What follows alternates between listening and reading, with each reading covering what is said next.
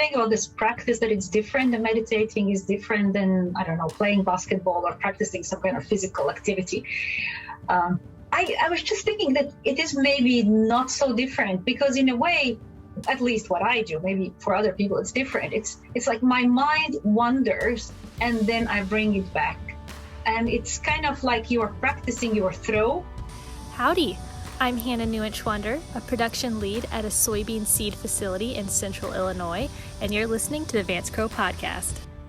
Welcome back to the podcast. I'm glad you're here. Today, we interview Evija Volfa Vestergaard. Evie and I have worked together back when I was at the World Bank, and I give quite an introduction to her in the beginning, so I won't repeat it, but you should just know that this is an extraordinary and special woman and a person in my life that made a major difference.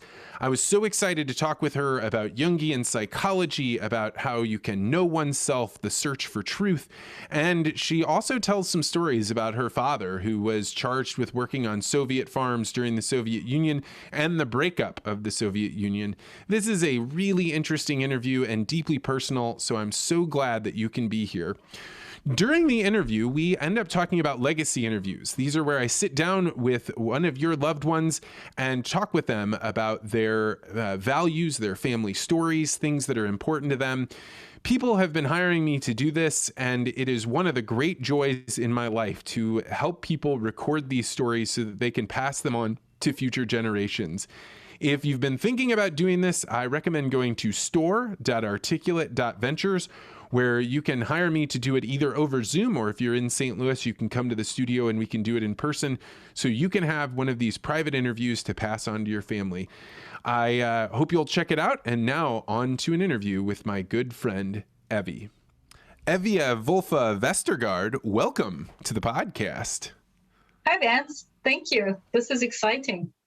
I am so excited to talk with you. You are one of the most courageous people I've ever met in my life. For longtime listeners of the podcast, they know that I went to work at the World Bank, and this was a major dream of mine. This was something that was like finally reaching some mountaintop. And when I got there, I ended up working in a situation that was really bad for me. And I was scared of trying to move anything because I knew there was a lot of political power. There was a lot of people that could influence your career. And I ran into you and we built up a relationship, and you were like, oh, well, I'll just go speak to that person on your behalf. And you walked in there, said what you had to say, walked out, and the world changed because of you. And my life became dramatically better. And then I worked under you at the World Bank, and it was one of the most formative experiences of my life. And then as we're working together, you out of nowhere say, you know what? I think I'm going to make a radical life change. I'm going to go study this guy named Carl Jung. And I'm really interested in dragons and the history of Latvia, where I came from. And so I'm going to radically change my life. And I remember being shocked, and then we parted ways. And now, because of the podcast, we're coming back together, and so much more of what you're doing makes sense. So I am really excited to chat with you today. And so to begin with, let's pick up where the story left off. Why in the world did you choose to make your radical career change from the World Bank to getting a Ph.D. in Jungian psychology? Wow, that's sort of, for me, it's not the beginning. It's kind of somewhere in the middle. And that is so hard to say what exactly happened there. I think it's everything that I've been doing, it's sort of in the pursuit of knowledge, in the pursuit of knowing what is. I have always had this question, what is the truth? There's something that we do know and things that we do, and, we just keep going through life. And I've always had this question, but what is the truth? What is the reality? And of course, when we start out, then we pursue some career, we decide on one profession or the other. And I remember having this conversation with you because you were also talking about this, you have the many options, and all the options are like doors. And if you go through one door, you obviously are not going through all the other doors. And in a way, you are sort of closing those doors, right? And I think that even though we have maybe a kind of a trajectory, we want to pursue something that is driving us. And for me, it has been just to know what is, what's the reality, what's truth. But then how we go about it can change. So in a way, you could say that, yeah, you can go through one door, but in reality, it doesn't mean that all the other doors are closed. You can continue moving because you're not going into a dead end because you went through a door. You go through one door, and that's just another space. In that space, there are other doors, obviously not the ones that were in the previous room, but there's, the next option, then the next option. And as you travel through all these rooms, you accumulate the knowledge.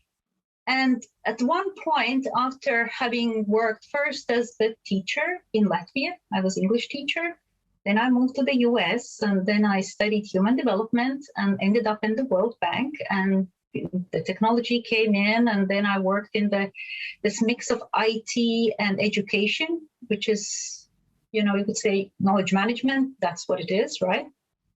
And then I thought psychology is extremely important aspect that's sort of left out if we are pursuing the knowledge that's out there, because the psychology is in a way the truth that we constantly create.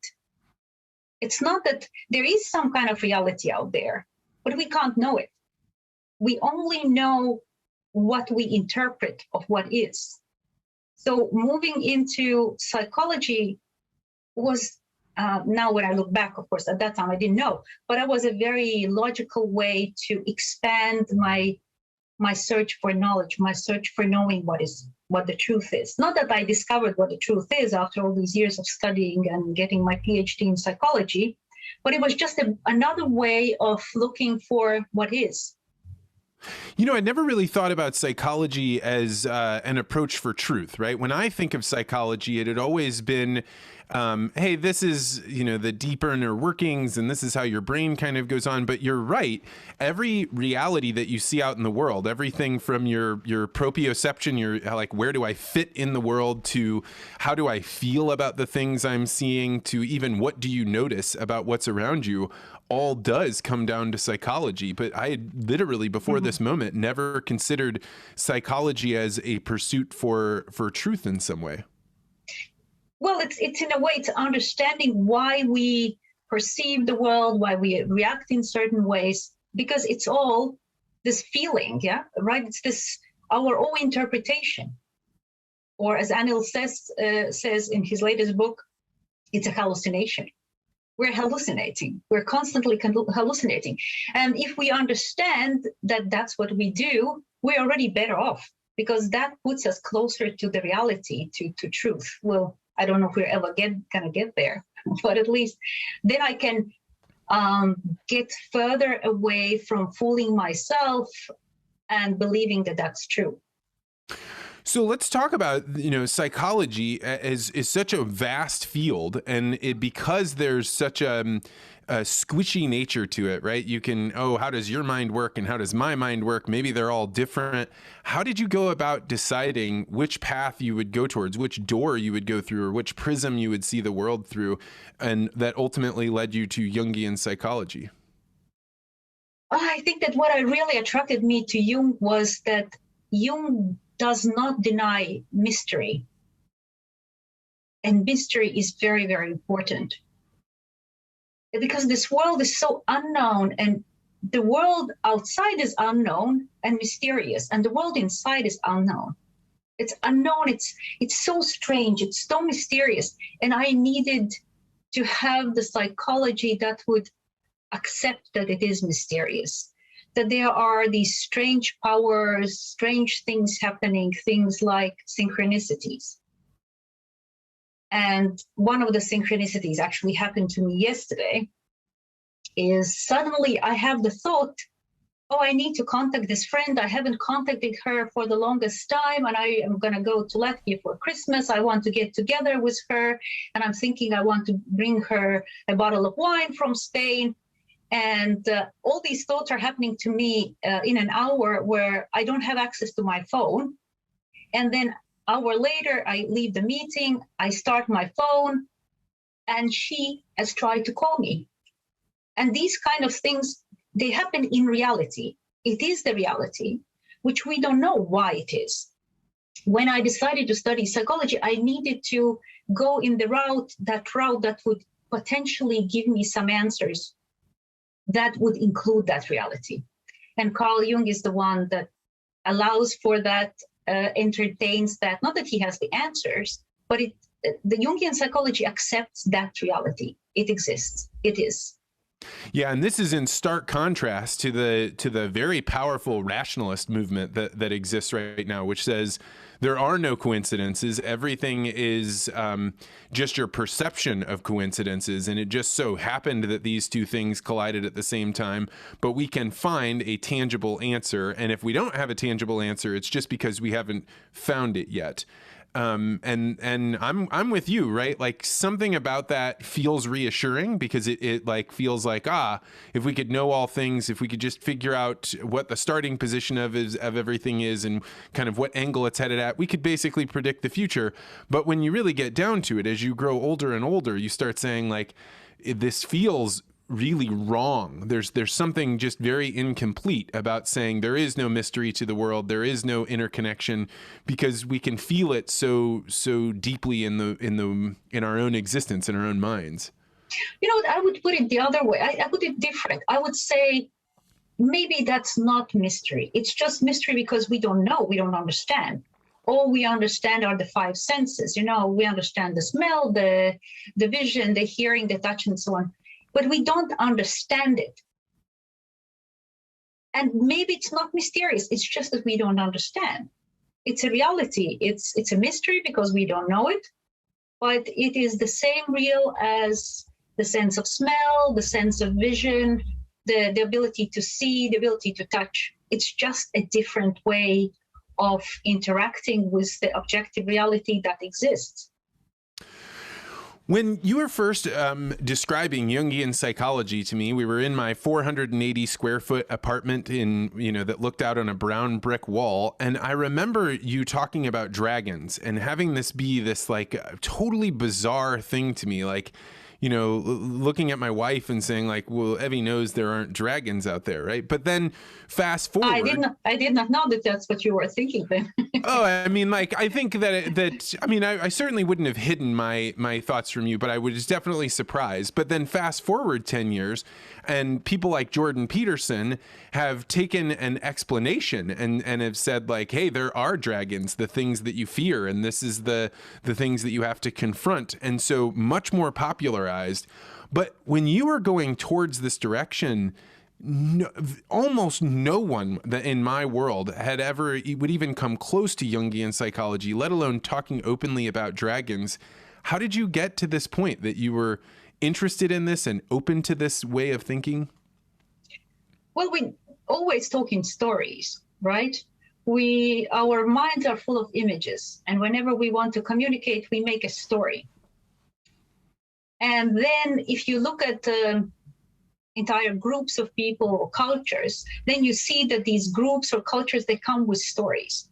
And Latvians have stories. They are called demonological legends. And that's the way folklorists call them. And they have to do with dragons. And I was just so curious. So what do these dragons mean psychologically? What is the meaning of people's stories when they tell these stories as actual events? It really happened. So this is not a fairy tale. It's not just something that they make up for entertainment or, to scare their kids or something. They actually said, tell it as a real story. It really happened. And in these stories, there are dragons that they meet. So I was very interested as a psychologist, what is going on in the lives of people who meet dragons? That was my question. And that's how I started just trying to figure it out. And what I came to conclude was that it's typically, we have these mysterious experiences when we are faced with something that is challenging to us. And then these things appear. They just come out of nowhere as either helpers or someone who get in the way. And many stories tell about helpers. Animals are helpers, or some mysterious beings, or, neighbors, human beings, devil, God. All those beings are helpers or someone who gets in the way of our pursuit. So Latvians, for some reason, similarly to Asian cultures, which is very interesting because Latvia is on the verge between Western and Eastern world, right? So Latvian dragons are more like Chinese dragons. They are helpers. They are the bringers of riches. While Western dragons are the ones that the hero has to go out to kill, to conquer. That's kind of this animal world that the hero has to master, grow beyond, and return with sort of the winner. In Latvian world, doesn't work like that. It's kind of this mysterious power that exists in nature, which is very important. The sense of the connection with the nature is something that I find extremely strong still in Latvia, which is lost in many places. In the US, I felt very much lost. This sense of being one with the nature. And when we start thinking that way, so the nature can be a very helpful force or a destructive force. And that's just true, right? Natural phenomena can be very helpful to growing your corn, your potatoes, your grains, or nature can be very destructive force and take all your crops out with floods and winds and all kinds of things. So similarly, this idea that there can be powerful natural forces out there, but also inside of me as an individual that can help me achieve something or get in the way. And when you think about this and you're describing nature, tell me more. How do you define nature? Is there a clear line between what is nature and what is not nature? No, I think everything is nature. Everything is nature. There isn't a line.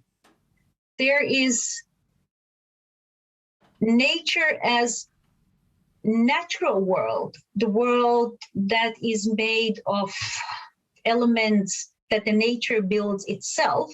And then there is a human-made world where the human beings have taken something that they have sort of mastered, taken out of the nature and built the human world. But ultimately, everything is nature. Everything comes from nature. And so as you started to go down and you're in this path, you're looking up your family, well, not family, your cultural heritage, do stories come to mind now that are easy for you to retell so that way we could have a frame of reference for, dragon stories of Latvia?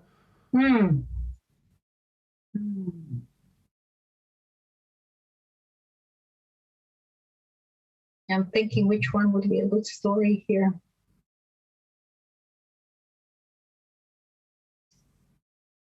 Maybe the one where dragons come in different forms. And sometimes they appear as snakes, and sometimes they appear as cats or dogs. They typically sit on top of the bin of grains or some other, maybe potatoes and carrots and apples. So they typically live in barns. And they can also fly out from the barn, from the little window on top of the barn roof. And then they fly out, and when they fly out, they appear as snakes. And when they leave the barn, they're usually blue and very skinny. And when they return, they are bright and red and they are fat. And that's how they bring the riches to the owners.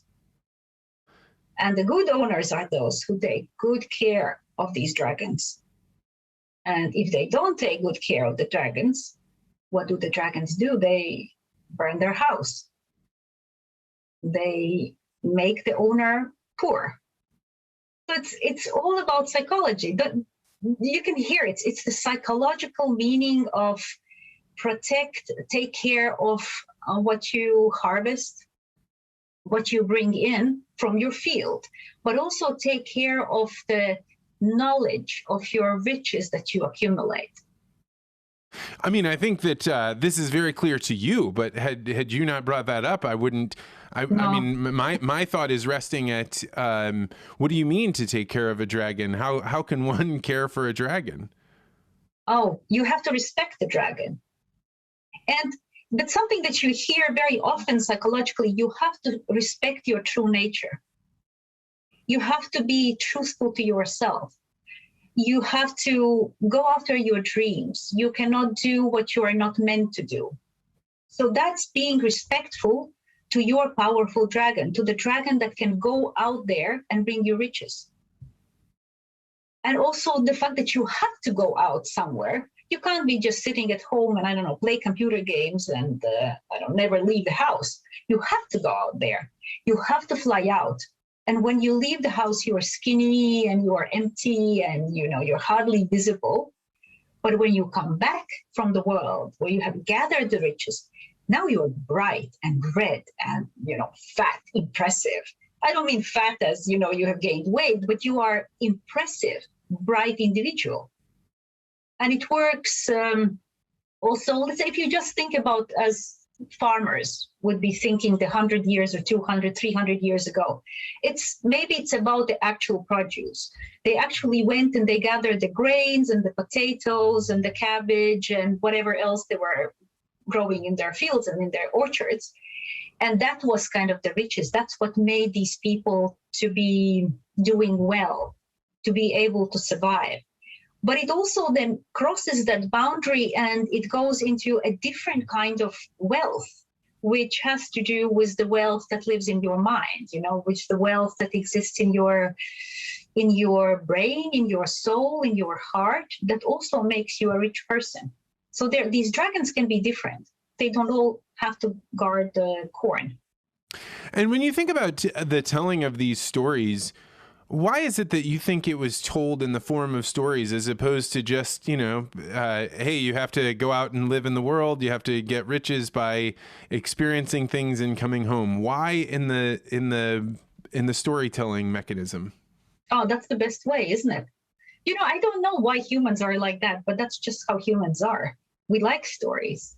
We tell stories because they just sort of grab the attention. They grab your attention. They grab the attention of another human being. It's just the way we are. Why we are like that? That's a good question. And speaking of stories, for anybody that's watching this, you can see Evie's bookshelf behind her. And before we got started, she was pointing out, or I was asking her, what are those books? And the whole top first shelf is Carl Jung, or books about him or written by him. When you started down this rabbit hole, did you know you were going to read that much? And what kept you going further and further into his writing? Yeah, no, I really didn't have too much of an idea where I was going. But I think that's the mystery. That's this mysterious part of the world, which again, as I was saying, I've just found that Jung was the one that was accepting it. And it was the part of the reality, and it was the part of the psychology, because I myself have these experiences.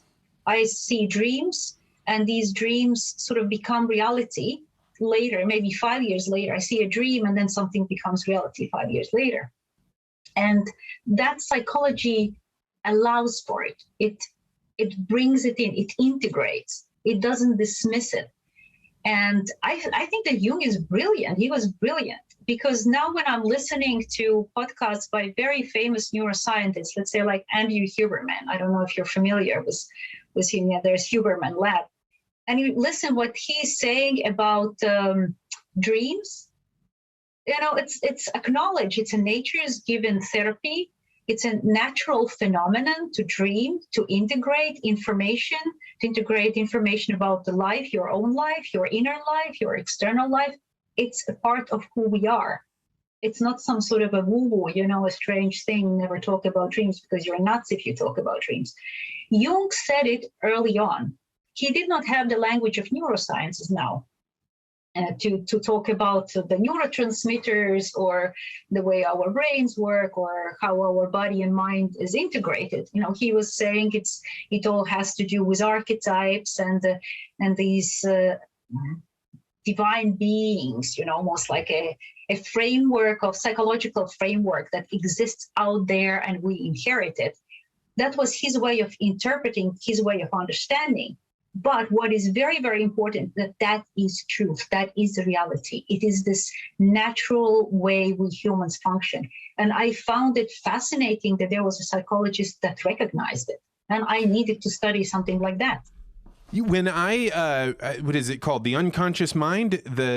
When I started reading that book and he was talking about the depth of things like dreams, all of a sudden I started realizing, like, I have been ignoring several hours of my own consciousness, just thinking like, that's not even worth, not only is it not worth talking about because that's weird, but it's not even really worth like examining or being excited to be like, oh, I want to make sure I capture this memory.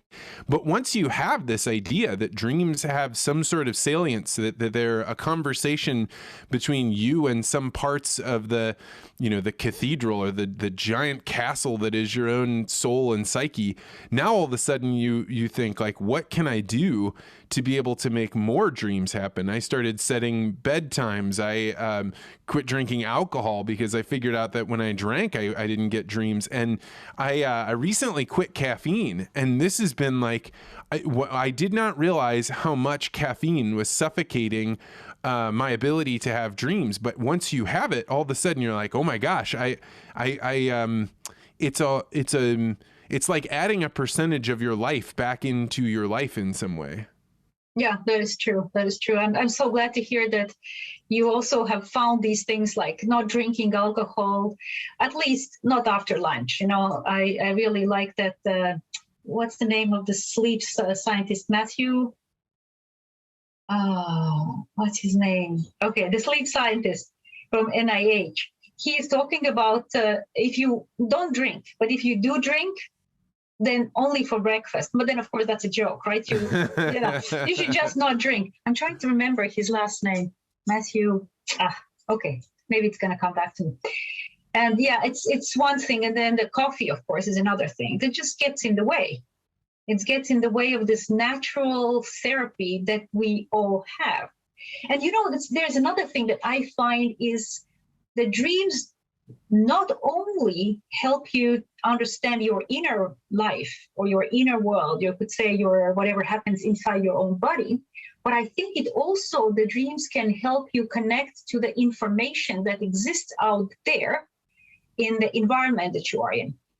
And I'm going to tell you one dream. Is that okay? Yes, of course. Yeah. So I had this dream in 2012, I believe. 2012, I have this dream. I am walking in the apartment building where I live, and this is in Copenhagen. I lived in Copenhagen, and I'm walking in the apartment building, and as I step on the stairs, each stair is sort of sinking underneath me. And I'm thinking, there's one word that comes to my mind, and it's swamp. And in Danish, there is the word swamping. And what it means is this mildew, the black stuff that builds in the house if there's too much moisture. And you know what? Guess what happens? This is 10 years almost later. It happened last year. So how many years later? More than 5 years later, the whole roof of this entire apartment building is being removed because they find this mildew in the roof, and they have to replace the membranes, and they have to rebuild the entire roof. And what I think is really going on is that we have the abilities to sense, which we simply cannot explain. We don't know. There isn't a scientific way of explaining, but in reality, I perceive it, that there is this problem. It exists. It hasn't been acknowledged yet. But my dream, in a way, tries to tell me a story. It even says exactly the word. It's in Danish, right? You're going to have this problem of swampe. It's going to be there. But because we don't have a good technique to understand these kind of messages, so it's like, okay, something strange is going on, and I don't know what to do with that dream. And what I also find is very useful then to combine the dream interpretation with meditation.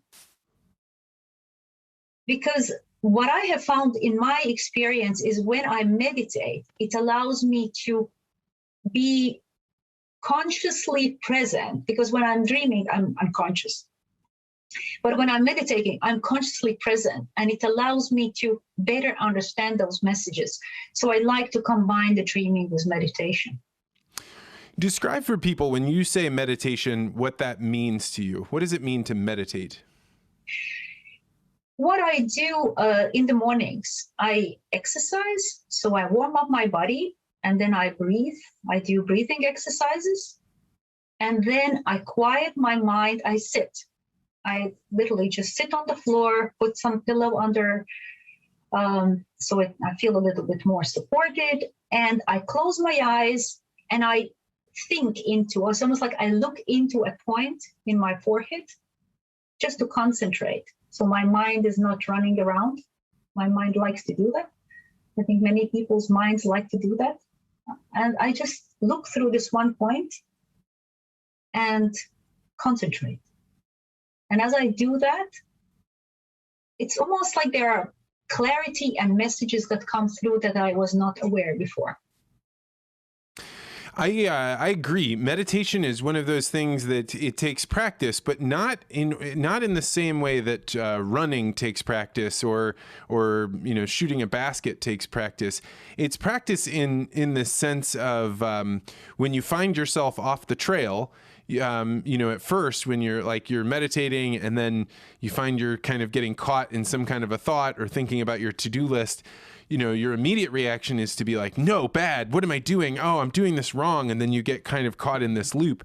But once I realized that capturing yourself wandering off the path is actually being present in and of itself, it's like, oh, hey, I just discovered something. This is great. Okay, now I'm back in the center again. And there's a level of like playfulness or kindness or something that doesn't exist in the regular world that we live in, where you're in the world of scarce resources. In the world of your mind, there are no scarce resources. It's just, being able to find that patient place with yourself. And I agree that you spot things that you only peripherally understood before, and you can place them in front of you in a way that allows you to see them, maybe because you're reflecting on them with a different set of light. When you were saying about this practice, that it's different, and meditating is different than, I don't know, playing basketball or practicing some kind of physical activity. I was just thinking that it is maybe not so different, because in a way, at least what I do, maybe for other people it's different. It's like my mind wanders and then I bring it back. And it's kind of like you are practicing your throw. You just keep practicing until you can sort of get there and stay there, that it goes straight into this basket instead of somewhere else. So in a way, this practice of just returning, not getting upset with myself.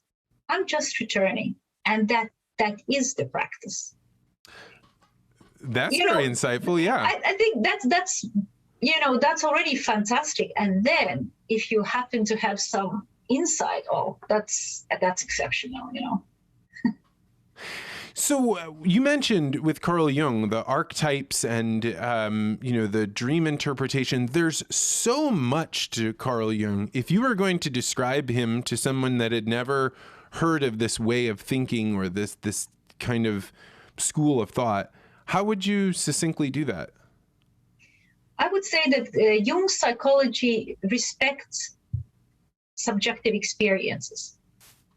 And these subjective experiences that it respects are of any kind. It doesn't dismiss any kind of imagery that comes up when you're describing your inner world or the world that you live in. It takes it all seriously. And then it allows for a conversation about those experiences. It doesn't say, that's strange, for example, there is a woman who dreams about living on the moon. Carl Jung doesn't dismiss and he didn't say to the woman, no, you can't live on the moon. Nobody lives on the moon, blah, blah, blah. Oh, you live on the moon. So that's your reality. What is happening on the moon? There is this respect for your subjective experience, because that experience happens for a reason. There's something that makes this experience real for you. And it's important for the psychological healing. And psychological healing is really the healing in the body. It's a healing inside your body, inside your mind. It's one thing. Something that I think we're now with the Jungians later after Carl Jung, where we're expanding the psychology, is also in the external world. Something that maybe was not as much recognized early on was the connection that we have with the place where you live ecologically, with the place where you live culturally. If you are born in a place where there are wars, if you are born in the rich or the poor family, if you are born on the farm, if you are born in New York City, that environment really matters as well. So, and I think this is something that is now being brought much, much closer in with the respect for the subjective experiences, which are not just the psyche and the body, but also the environment in which you are. This strikes me as very important. And, you know, I think many of today's kind of psychology or kind of thinking puts human emotion and their subjective experience as like a byproduct of consciousness. Like, oh, okay, well, humans, we reach some certain level of being able to think through things, our intellect, and somehow, somewhere along the line, we got this added thing in there, emotion and feelings and these other things that we would love to do without, but we can't in order to have the human experience. So they're just kind of like added on at the end. And I was listening to a psychologist talking like, no, it's actually these feelings, these sensations that you have are right at the very core of when we were developed, not just as human beings, not just when we separated off from chimpanzees, but much, much further back, that these intuitions and these kind of sensations that you have that we now label as these various emotions are actually like your body trying to tell you things that can't be intellectualized. They can't be put into words, because even if you did intellectualize them, you're just transferring one image for another. The feelings that you have is he's not using image in terms of pictures. He's using images in terms of like a complete thought or some, not even a complete thought, like a burst of an idea. I mean, it's so difficult to explain, but they're not differentiated from the visual and auditory languages that we have. Yeah, I think it's sort of a set of different experiences, and the way we then articulate them is using words, and there are images that we describe. That's just the way we are trying to make sense of whatever happens inside of us. And some of the things we can visualize and articulate, and there are millions of things we cannot. We don't even know that they're going on there. We maybe start paying attention. Let's say if I tell you right now, oh, what do you feel in your big toe on your left foot? You know, then you start paying attention. Then you can start telling me about it, right? Before I told you that, you didn't even care, or you didn't pay any attention, it didn't matter. And then, of course, there are some parts to your body that you can never access that way. And then there are parts of the body that you can access, like you can access your breathing, and you can control what you consume and things like that. And then you can change your life through those mechanisms, right? So it's one big thing, and it's not just your body, it's where your body is. We would have a very different conversation if we were now sitting out in the windy field compared to these nice warm rooms. There's no doubt. I mean, like the experience two people can have, like this is wonderful that we have the technology, you and I can see each other and we can hear each other. But if we were in the same room, right, the very experience between the two people is just very, very different. Yeah, that's true. That is true. We would have a very different kind of communication. So, one of the things that I picked up when I was listening to Jung's lectures was, he talked about basically the professionalization of psychology has made it so the psychologist is supposed to be divorced and completely objective about their subject. But from his point of view, a psychologist is actually when they're getting into things like dreams and they are exploring the unconscious mind, there is an actual relationship between the psychologist, the person sitting in the chair, and the person listening to the person in the chair. And I found this to be profound and really hard for a Western mind to think of, right? When we think of the psychologist, they're supposed to be like an objective outsider. What are your thoughts on this? I mean, you live in a modern world where the psychologist having such a deep relationship with their patient would be considered deeply wrong in the Western world. Well, I think that one thing I want to say that I don't think that there is any more this big division where the scientists would say, you have to be objective, you have to measure it objectively. There is so much more recognition now that you can't do that. That the one who measures is going to affect the measurement. And it goes for all sciences. It doesn't just apply to psychology. What I find is maybe different in Western world than in other parts of the world.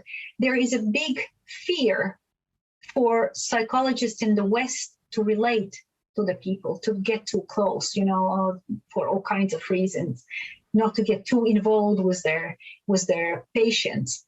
And there, of course, there are bad things that have happened in the history, and that's the reason where psychologists are trying to be uninvolved. And you just sit in my room, and you are 5 meters away from me, so we don't get too close. And I find that is artificial, because you can only help someone if you can truly understand that person, if you can be compassionate. And how can you be not involved and be compassionate? It just doesn't work. It becomes very artificial. Of course, you have to maintain certain boundaries, that's understandable. You can't be doing certain things, but you just have to allow something that I really, really like living in Spain now. All the hugs that you see people on the street giving each other, now with the mask, it's different. But this kissing and hugging and men and women, it's just beautiful. There is nothing wrong with that. So we don't have to go towards this westernized, let's stay away from each other, guard our own boundaries, because I really truly believe that we are one, and we need to recognize that we are one, and we need to recognize how we influence each other. And instead of being scared of it and stepping away from each other, step towards. Try to understand how it works, respect it. And that's a different kind of closeness. I totally agree. And the longer I've gone into my adulthood, the more you realize, like, the touch of other people, the hugs that you get from your friends, and the connection. To not have that, you can go a while without it, but it is closer to oxygen than I think we appreciate, right? The touch of another person, whether it's like the loving embrace of a spouse or the hug of a friend, is deeply, deeply important. And no matter how much you want to get rid of those things so that way you don't have liability and you don't have, the dangers that come with it, it comes at a very, very steep price. Yeah, there is definitely a price. You use the word help before. If you want to help someone, if in that position, from the Jungian psychologist standpoint, what can a psychologist do for a patient? Yeah, I think it goes back to the story. Each and every one of us, we have stories about ourselves, where we come from, our history, our family, our environment, our, what we do, what we don't do. And what psychologists can do is help you make a healthier story. And what's interesting then about the story is that your story today can change your past. And that's something that I love about Jungian psychology too, is this idea that there isn't really the past and the present and the future. It's all one thing. And the way you change your past is by changing your story today. And that's what psychology can do. That's what psychology does for you. I love that. I think in stories. I talk in stories. I go give talks in stories. And it has been profound for me because I've started doing these things, I call them legacy interviews. So people come on and we do a private interview. It's just going to be for either just them or to pass on after they die, or maybe to give to their grandchildren. But you hear how these stories are actually the wealth that is created through their life. Right. It's certainly they have, goods and money and resources that they want to pass on. But it's the stories that people have been so hungry to be able to tell people, like, this is where I came from. This is where we started. This is how I knew that, your grandmother was the right woman for me. This is why I knew it was the marriage I was in before I met your mother was this is how I knew it wasn't right for me, or any number of things. This is the way my father taught me how to do hard work. Those genuinely are the wealth that people are handing on. And frankly, after people sit down and tell me these stories, they write me these letters of gratitude. And what you come to realize is so few people get a chance to be able to tell their own stories that it's shocking, right? It's that they don't. We have so few outlets for people to be able to express the very thing that was the accumulation of their life, which is their stories. Yeah, if we look in the history, something big that happened in South Africa, I was lucky to live there for 2 years, Truth and Reconciliation, the process where people told the story. And that was the way to change the history, where those who had killed someone, they were able to step forward and say, I did it. Please forgive me. And the one whose relative was killed, father, mother, son, daughter, they heard it and they felt being heard in the process of storytelling. So that's very important to tell the story historically. That's one example. Another thing that I find is very, very important, and that has to do with the bubble that we live in.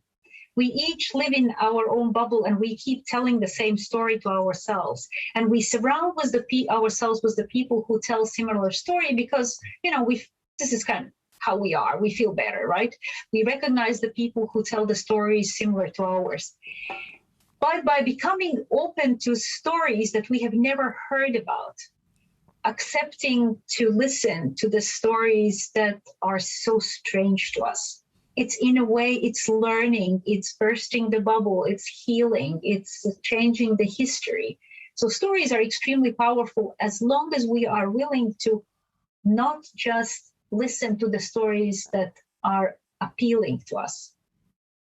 Yeah, you are describing, the act of doing these legacy interviews. I could maybe do one a day at the most because they are so intense. I go up and tell my wife about it afterwards, like, I'm physically exhausted from hearing these stories because they are always so far out of my frame. And you think, well, these are Midwesterners or these are, Americans, they're speaking the same language. But just the very foundation of the stories, why were we doing what we were doing? What was important about this? What was the lesson we pulled out of this? And since I'm not trying to influence the story, all I'm trying to do is record it. You hear people tell it to you in this very raw way, and it bounces around in my head for days. It's what you're describing is very true. And I think it's hard to find stories that are so far away from your own life because you're in this bubble like you're describing. And then there are dangerous stories.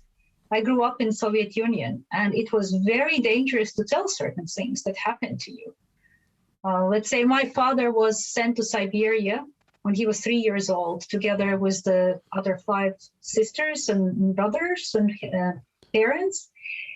And when he came back, and when I was born already many years later, he could not tell these stories.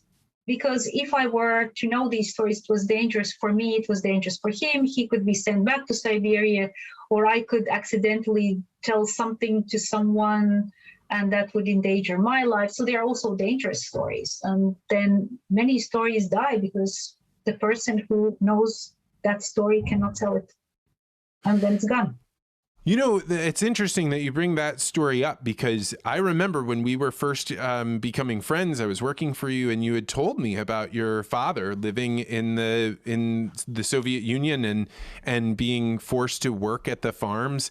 And I had no sense of historical context for the life that you were talking about with your father. But now I realize, like, whoa, what a catastrophic time to be alive. Would you tell a little bit about your father and the role that he was forced to play in the Soviet Union? Yeah, but before I start, I want to say we worked together. He didn't work for me. We worked together. You were a great person to work together with. I agree with that. You were excellent. You too. I think we were a great, great team. We did fantastic things together. About my father, as I was saying, there are many things I don't know about my father, because he died very young. He was 42 years old. I was 14 at the time when he died. He died from brain cancer. And I think, but this is just maybe I'm making up the story. When he was 3 years old, he was together with his mother and father, and he had sisters and brothers. There were 6 of them. They were all put on a train, on one of the cattle wagons, and they were deported out from, at the time they lived in Lithuania. They owned a big farm. They were well-to-do farmers in Lithuania, and they were all just taken out to Siberia. Luckily, they survived, but how they survived? What did they do? They grew their own produce. They somehow, I don't know how, but they knew how to plant potatoes. They knew how to plant their whatever carrots and cabbages. That's how they were getting through the winters. But one of the things that he did as a young child, and this is before he is even 15, right? This is that age. He would go to the forest, and they were falling the trees, and one of the trees hit him. And I think, maybe that's just a story I'm making, but he was hit on his head, and he later developed brain cancer. And I think that's why he died so young. He had a brain cancer. And at that time, when he was 30 and 40, there were no techniques to heal his kind of brain cancer. So I lost my father, and I don't know too many of his stories. But one of the things that I do know about him was that he was a very smart man, lots of energy, someone who really wanted to change the world by working in agriculture. And he was an agronomist. So think about it. He's 15 years old. He alone escapes from Siberia. He comes back and he moves to Latvia. He goes to Latvia. I don't know why he goes to Latvia, not to Lithuania, but I know that he's Latvian. Maybe that was the reason. So he's 15 years old. Somehow he returns back to Latvia. And somehow he gets education. He gets something to what would be similar to master's degree in agronomy. And at that time, people would not get such high degrees. So he was highly educated. But because he has this history of having been sent to Siberia, he cannot choose what he is going to do and how he's going to work. He is recognized as a very smart young man, and he is assigned to be as a chief agronomist on one of the Soviet farms. So he starts working as a chief agronomist, and I guess he's really excelling at what he does. And what is a Soviet farm? Okay, what is a Soviet farm? So in the Soviet Union, the land is owned by the government. Everything is, everything is, what's it called? Nationalized? Collectivist? Yeah, everything belongs to the government. Yeah, so, nationalized, yep. Mm-hmm. Nationalized, yes. And so the pieces of land are sort of assigned. This is going to be a farm. And in this farm, there is going to be an agronomist, the director, and there are going to be workers, and there are going to be tractors, and there are going to be some buildings for farm animal, and that becomes a Soviet farm. There was also something called collective farm, and the difference was that in collective farm, officially, some part of this of the farm was owned by people who worked on the farm. But there would be very, very few collective farms versus Soviet farms. So he was always working in Soviet farm. And first he starts out as a chief agronomist in one of the Soviet farms, and then he is as I was saying, he's recognized that he's really, really good. So he gets sent to the really bad farms where he constantly has to build them up to help them become better, these farms. So he's sent from one farm to the other. And at one point, he gets to be a director of the farm. And he is just a workaholic. He just loves the work. He just loves waking up early in the morning. And as my mother was complaining, he would never eat even breakfast. He would just drink his water and get out in this kind of like a Jeep. We called it Jeep, but of course it wasn't Jeep at that time. It's this open vehicle, and he would drive around on the farm and check out all the fields and do whatever he needed to do. And an interesting thing is he actually has terrible eyesight. He's not allowed to drive. He's not even doesn't have a driver's license because he's legally blind, but he just drives around the farm. Of course, there's no police, and even if there would be police, then they would know he's director. So he would be allowed to continue driving around and inspecting the farms and the fields and the cattle and all that. If he wanted to go to the city, to the capital, then he had the driver because he was not allowed to legally be behind the wheel. And my father is a workaholic, and so it makes the life with him for my mom very, very hard. But at the same time, he's working day and night, and then one of the things, again, sort of as a progression for his work, he becomes the chief agronomist at the selection station where they look for the best tomatoes to grow. And they are, as kids, one of the things that I remember we had to do one summer, and this is now I'm 11 or 12 years old, we had to cut these huge tomatoes in half, and then using our little fingers, we'd pick out the seeds, and we had to submit these seeds for the testing, for the selection of the next tomatoes. But we were allowed to eat the rest of the tomatoes, so we just ate tomatoes for breakfast, lunch, and dinner. Yeah, but and yeah, one of the things, I guess I was telling you, this story to me, it seems such a fascinating and interesting story, and also tells me how my father was also a very courageous person. During the time of Khrushchev was one of the leaders of the Communist Party and also the head of the government. Khrushchev goes to the US and he learns about corn. Now he goes back to Soviet Union and he says, everybody must grow corn because corn is the best thing ever. But corn doesn't grow equally well everywhere, and it doesn't grow well at all in Latvia. The soils, it's northern soil, and it doesn't, just doesn't grow there. And my father knows that it doesn't grow, but he has to grow because if he will not do that, he will be sent to Siberia or something like that.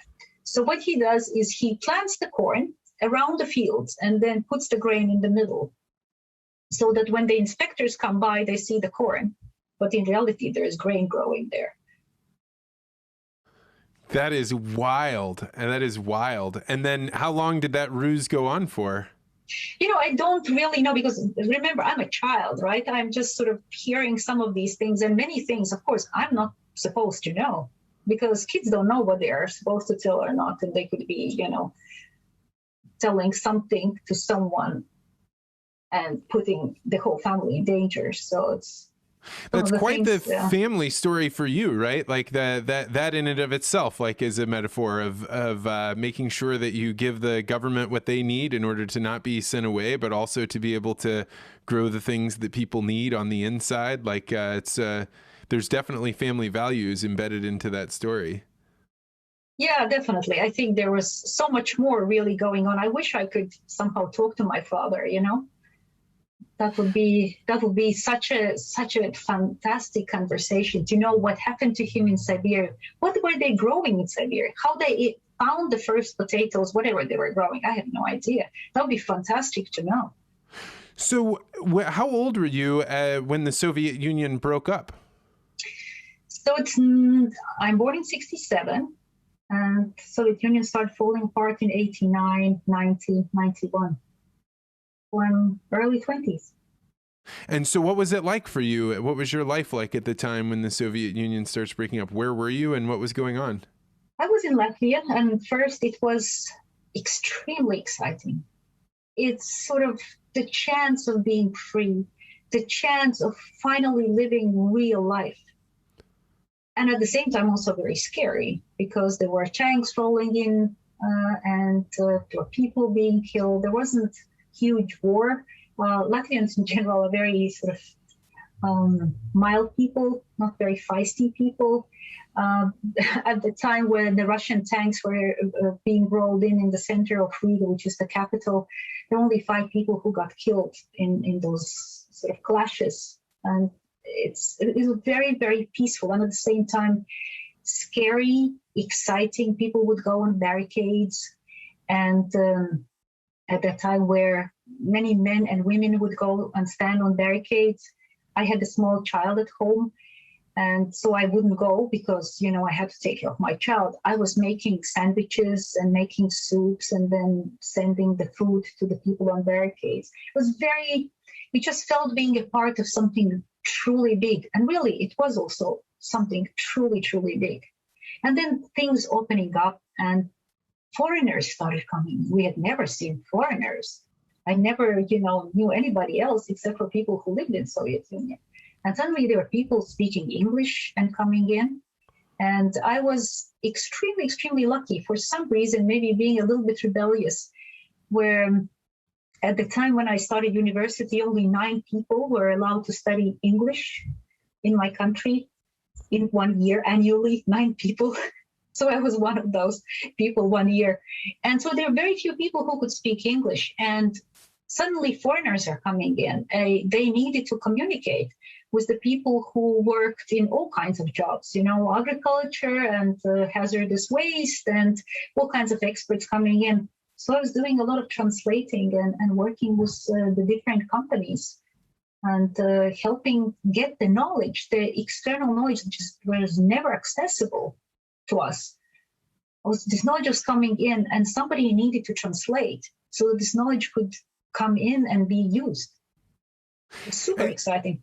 And so you somehow went from being a Latvian woman that only knew other, people from the Soviet Union to living this very cosmopolitan life. How did your life transform how did you leave Latvia and where did you go?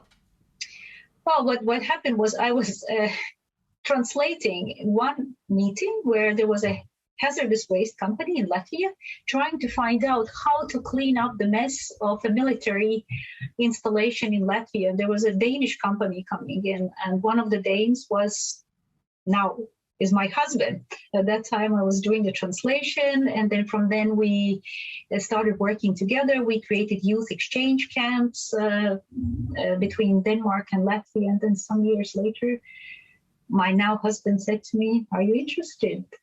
I would like to marry you." And so from there, my life suddenly changed. I went from a little kid in Latvia who knew English, which was a super, super skill to possess it, and went from this, kid with one pair of boots or no boots for winter, suddenly moving to the US. I had never seen credit card in my life. I did not know what checkbook was. And I was able, because Latvia became free, I was able to move to the US. I got my second master's degree in the US, in human development. And then I got my job at the World Bank, and I started working at the World Bank. And now looking back on your time at the World Bank as somebody that came from Latvia, what do you think of that? What do you tell people about the World Bank now that you're retired from it? What do I tell about World Bank? You know what? I don't really tell too much about the World Bank. I think that now and then people say, "Oh, you work for the bank," and I have to explain what World Bank is compared to other banks. It's not the bank where you go and put in your money. It's the bank that helps development projects around the world. I have to explain that. I think people are kind of not quite sure what do you do as a psychologist in the bank. But it was also sort of my previous life. I wasn't a psychologist at that time. But I find that I think it's what's very interesting. It's what's very okay, now I can't say anymore. What's very interesting and very valuable about the World Bank is that at least for me, it meant that I could meet all the people from different countries, from different walks of life. And these people were so bloody intelligent and smart and fantastic and, hardworking people. I think I could not have had a better time. I mean, there are problems everywhere. I'm not saying that there was some kind of a paradise, but I'm just saying this place where you could meet all these brilliant people like yourself, Vance. There's no other place like that. At least I don't know of another place like that. So I'm very, very grateful and thankful for that time at the World Bank. And I'm also very thankful for what it has given to me, the way I can live my life now. Yeah, I mean, you're absolutely right. Like, I went to the World Bank, and for all of the very difficult things and, the fact that it's, so much power and money concentrated in one place. But for my own personal experience, it was like going to somewhere in Star Wars or something. I mean, you were dropped in this place where as soon as your key card would let you into that building, you were around people from over 140 different countries, and they spoke different languages, and the food was all different, and the experience of being around people that came from conflict zones and incredible wealth and absolute destitute poverty was something that I was beyond my wildest dreams, and I've never seen anything like it since then. Yeah, and I think that if you were you would have come in the World Bank at a different kind of time of your life, maybe at a different place. I think you could have changed so much in the bank. Maybe you didn't come in at the right place at the right time because you had so many talents which you simply couldn't use because it was just the wrong place, the wrong sort of set of people that you happened to meet. But I'm glad that you left and that you went somewhere else and you did something really huge. And I still think you're going to do even bigger things. You definitely have a lot of talent. So, Evie, what are you doing with your time now? I see you scuba diving and things, but you've taken all this time to learn about psychology and the ability to discover truth. How do you spend your days now? One of the big things that I do now is I am at the Jungian Society for Scholarly Studies. I'm a vice president of this society. And what this society does, it brings together people who are interested in Jungian psychology, but who work outside the therapy rooms and also inside therapy rooms. So people who are interested in cultural changes, in the way groups and cultures function psychologically on a group level. There are a lot of artists who work through their art and they research the world through art. And using Jungian psychology framework, they're able to communicate what it is they are creating in their art and how it's relevant for the society, for the culture, for politics, to change the world in reality. And so I'm in this Society of Jungian Studies, and we do conferences. That's one of the big things that I do. We organize yearly conferences, annual conferences, and there is also a journal. And I'm so much looking forward to the next year, 22, when we finally again can get together, because this time of COVID has been bad because people have been staying away, not meeting face to face. We had to do that. And of course, it's great that we can do many things electronically, but I believe that it's so important for people to get together, to come together, meet each other, exchange their ideas, talk to each other. So that's one of the big things that I do. I also work with some people who tell me about their dreams, and we talk through them, and we talk about what it means to the different people. And I work with typically creative people. Creative people are having fantastic insights into their own world and the world around, and they need to be able to talk about that. Because one human being is never an island. It's all connected. And somehow if you have a conversation with another person, and that's my education, then it helps that creative person to come in touch with something that's going on with themselves and with the world around. And that's very, very important. So that's another big thing that I do.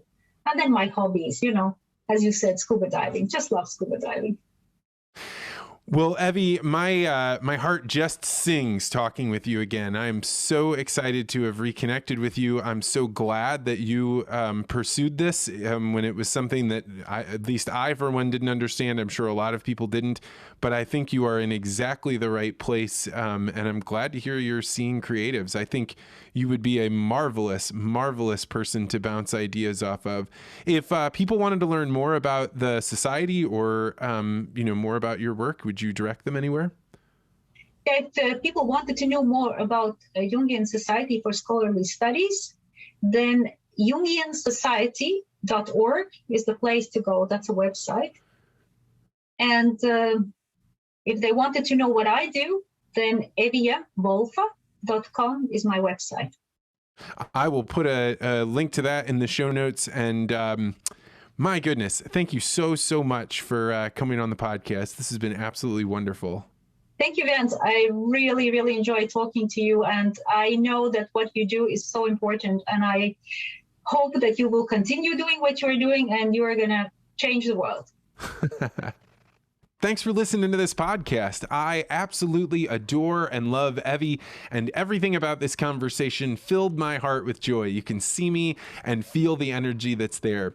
I know now that this episode is published that we will be talking about it in the Articulate Ventures Network. If you've never joined, you know that there is a rich and robust community of people that get together because they love the podcast. But it isn't just the podcast that we talk about in the network. We get together and we have Circular Firing Squad, where we discuss controversial issues in a really respectful way and talk about things in a format that allows us to discover new ways of thinking. Sometimes we do speaking gym. Of course, we have a movie night and a book club, and it is just a great digital community where people can rely on one another and work on making themselves the best versions of themselves they can be. I know right now I'm working with my accountability buddy to get back into running before January hits and I start another big goal, and that's just one of the many benefits of being a member of the community. So if you'd like to join, check out network.articulate.ventures to learn more.